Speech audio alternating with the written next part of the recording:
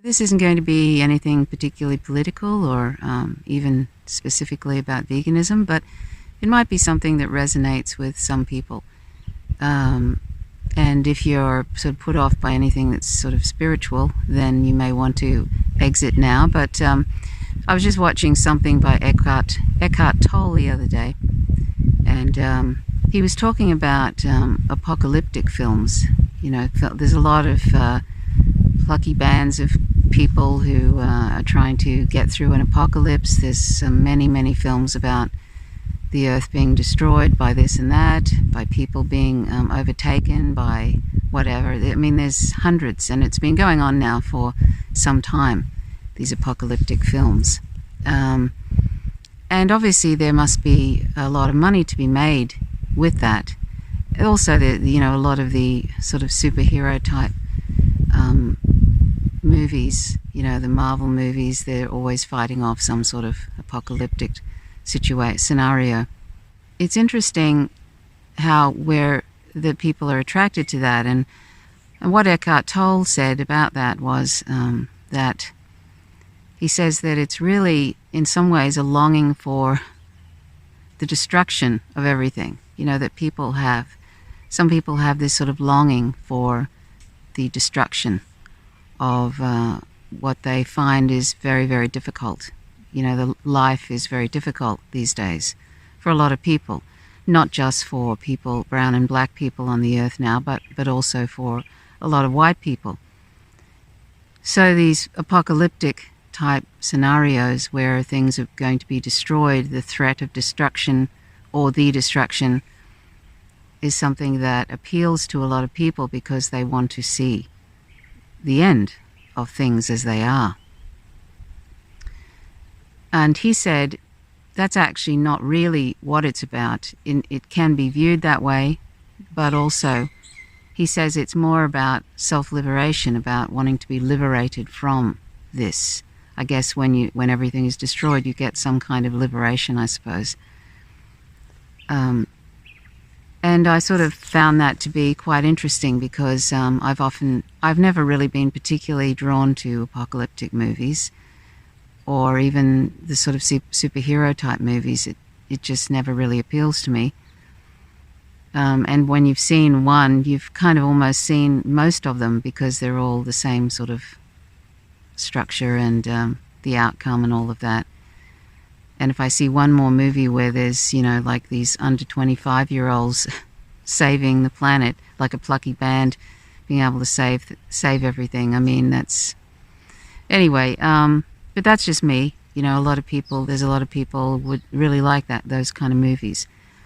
But I found it to be sort of quite interesting when he said that, because I hadn't really thought of it that way, that it's actually about about a lot of people's own sort of wish for the destruction of how things are going at the moment. And of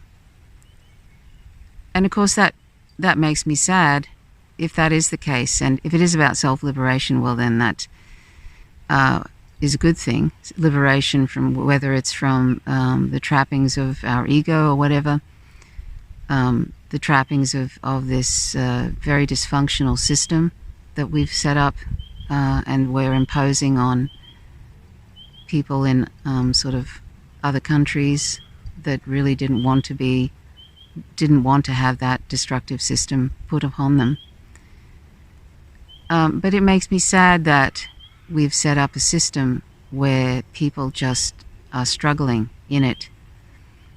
And it's, as I've mentioned in other videos, it's a very anti-people type system. Very anti-people, very anti the planet, very anti-non-human animals. It's not something that is conducive to thriving. It's not conducive to forming communities and living in harmony. It's very individualistic, which is something that has been going on now for a few hundred years since the Enlightenment. Individuals are the most important thing. It's all about the individual. And one can clearly see in this COVID-19 pandemic that individuals, when isolated, don't fare very well. Most individuals don't. I happen to be an introvert as a rule, and I live a fairly quiet life, so this isn't much of a change for me. I'm not isolated from human beings necessarily, or non-human animals, but it's not something that I don't find very problematic, and it's not much of a change for me. But there's a lot of people who I think are isolated anyway prior to this COVID-19, even though they have people around them, whether they be at work or in their street. A lot of people are not connected with other people, and that's probably because of the transience of people's work. That's one thing. Neoliberalism. And that's probably why people congregate online so much and gather in groups that are like-minded, because people feel so isolated in real life. And this COVID-19 has shown that when people can't even physically get together with a lot of people, or with a few people, it just further makes them very aware of their isolation. And this is kind of a little, for want of a better word, it's just sort of bonkers that, here we are, a primate, a species that likes physical affection, likes to be with other primates, likes to be with other human beings. Here we are, we've created this situation that is absolutely the antithesis to what our species probably needs to be healthy, to be mentally healthy and physically healthy. And those dreadful experiments they did on chimpanzees and other primates, making them isolated, and they would die, some of them, I think. Dreadful, immoral experiments on non-human animals. One of the reasons I'm vegan. So we're not meant to be by ourselves. We're not meant to be isolated, and we're not meant to even, and I'm not even just talking about physically isolated, I mean a lack of community where we actually don't in real life have a physical community outside of maybe if we get on with our family, and a lot of people don't get on with their family. And a lot of people, due to the transience of work and neoliberalism that has pushed people to go find work continually in other places, we don't get to form groups, and we are kept from family if we get on with them. So it's a constant destruction of something that is so needed with our species. Community, feeling valued, affection, physical affection, and feeling like we fit in with a community and that we're valued. And that's something that people did have a couple of 100 years ago. Before industrialization, people had more community. Well, even after industrialization, they still had some sort of community, living in a community where people knew one another. They'd get to accept the things they didn't like about people in their small communities, in their small towns, and they would overlook those idiosyncrasies that they might have found annoying. And there can be good things and bad things about being in small towns, because people can gossip and people can ostracize people. In the old days, I think back in empire days, in the Roman Empire or somewhere around there, if they ostracized somebody from a community, that was seen as a dreadful punishment, to be cast out. That was seen as a really huge punishment. that's because we need community. And even though I say I'm an introvert, I think if I was actually forcibly in a situation where I couldn't see anyone for a very long time, I think that would negatively affect me. I've met a Tibetan Buddhist nun that Jetsunma Tenzin Palmo, who spent 12 years pretty much alone, isolated in a cave in the snow. There's a book about that. But that was her choice to do that. So, some cope with things better than others. But I just found it interesting, and I just wanted to comment on what Eckhart Tolle said about this kind of love of apocalyptic movies, and how, one can see that there's more and more of that, and not even only that, but how many shows that are very grim now on Netflix and elsewhere. A lot of grim shows where it's very gritty and grim and people are unhappy. Is that a reflection of how we are now? Is the apocalyptic scenario, is that what collectively we want? Because we've created such an untenable situation for ourselves psychologically and physically now.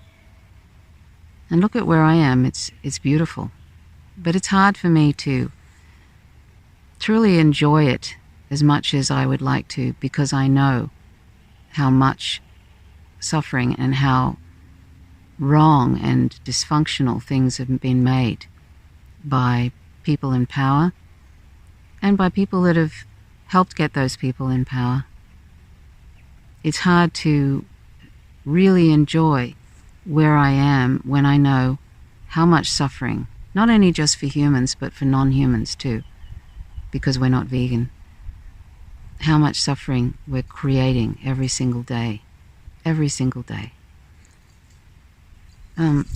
How different the world could be if we would just put aside the greed and the need for more. Just put it aside. Put aside the need to dominate the vulnerable like we do with non-human animals and go vegan. Put aside the greed that we have to imperialize other countries and homogenize them. And all of it stems from us individually, really, because these things, like, for example, the US empire, didn't just come into being by itself. It didn't just happen in a vacuum. And this very mean-spirited world that is wanting to exploit everything, exploit people, exploit non-human animals, exploit the planet till we're all extinct. That didn't just happen in a vacuum. These people that are leading the charge of that, they didn't happen by accident. So somewhere in our collective consciousness, we've kind of helped create this propulsion to this apocalypse, really, that is coming, whether it be the climate crisis or more and more pandemics, or possibly nuclear war, or even just the war, World War III with China and Russia. All those things are on the horizon, and whether through inaction or apathy, giving away our power decade after decade till eventually the people in power have it all sewn up. And now we're in a situation where voting can't get them out even, because that's all corrupt and fraudulent. Who knows? Who knows how it's arrived at this? But we're not innocent of what's in front of us now. I mean, look, we're still driving around these tons of steel. Tons of steel. Propelled by fossil fuels, and we're on the edge of extinction. Still driving them around. And all the other stuff that's going on. is kind of crazy, really.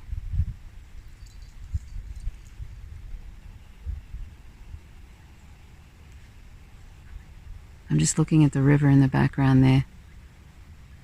When we're all gone, that river will still be flowing if it hasn't all but dried up.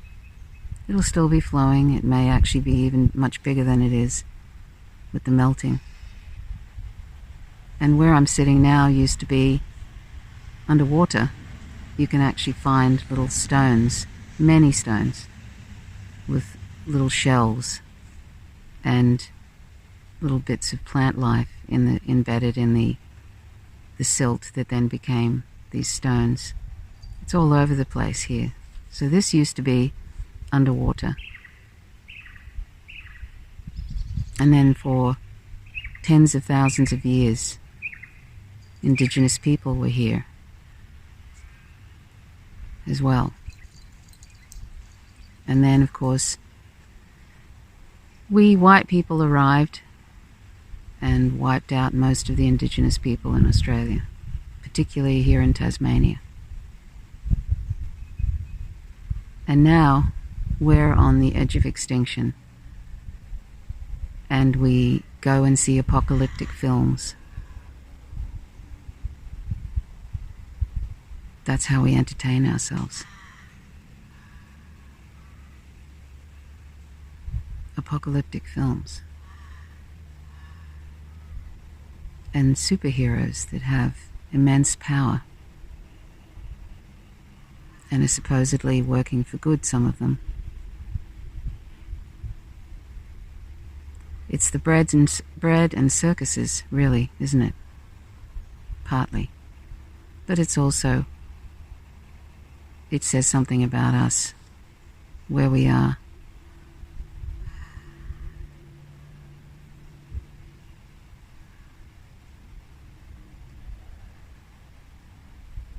I wish it wasn't like that. I wish it wasn't like it is.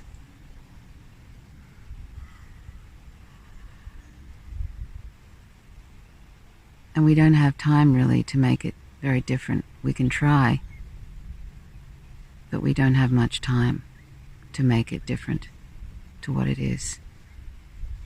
So either this COVID-19 and the further exposing of how governments treat people like they're trash, either that helps bring about some, or causes a catalyst that makes us wake up and rebel, not using the voting system to rebel, but getting together and creating grassroots movements that are bigger than these small group of people, these psychopaths running the planet and countries.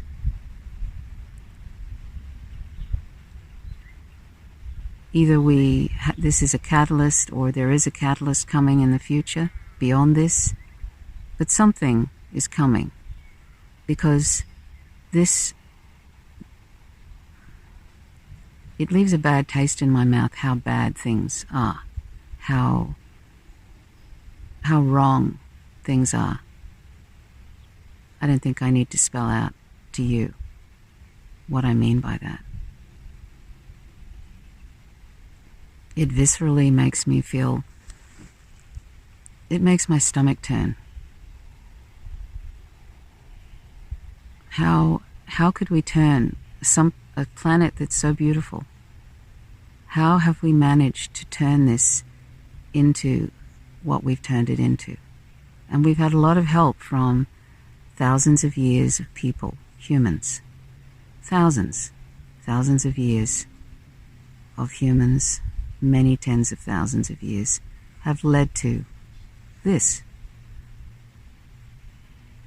And we've really escalated it in the last 100 or so years. How did we manage to do that? How did we manage to turn something like that into something that is being threatened? How did we manage to think that we can just exploit and torture and kill and maim and drown 99.99% of the planet's population, because either they're irrelevant to us, they're not entertaining, because we think that they're food. We don't need to do it now, even if there was any necessity at any point in time to eat, wear, and kill animals. There certainly isn't any now. There's no need. But we still do it. We still do it. Because it's me, me, me. I want this. I want that. They're not like us, so I'm going to exploit them. Those people are not like us, so I'm going to exploit them and overpower them, take them over, kill them. How did it ever get like this? And why does the bad always prevail? When there's so many people that aren't okay with what's going on. Anyway, I'm just really rambling, but when he said that, when Eckhart Tolle said that about the draw to destruction, it also brought to mind that saying. It's something to the effect of when a child is sort of ignored and vilified or treated badly by a village, eventually that child will burn down the village to feel its warmth. And I think that's part of that, this draw to see things destroyed. Because there's so many people don't feel loved, don't feel valued, feel irrelevant, feel like they're hanging on by their fingernails, feel so disempowered. So many people, I think, feel like that now, that they want to see the village burn down.